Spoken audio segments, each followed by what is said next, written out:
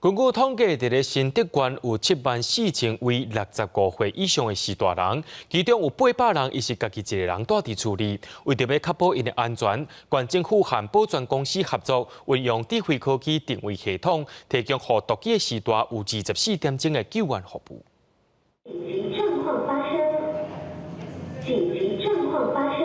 运动到一半，人雄雄无爽快，竟然对手表顶悬的救命铃起落去。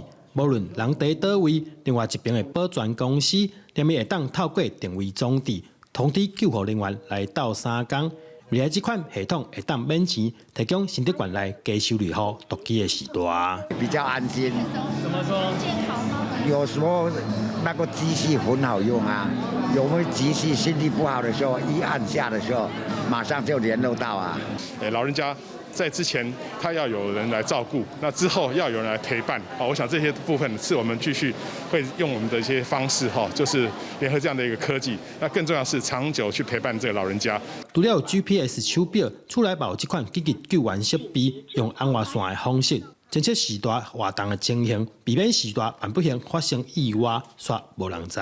以前的机台都要早晚去按，来回报自己的安全。那目前我们升级之后，用红外线感应，然后来给这个侦测他们有没有移动。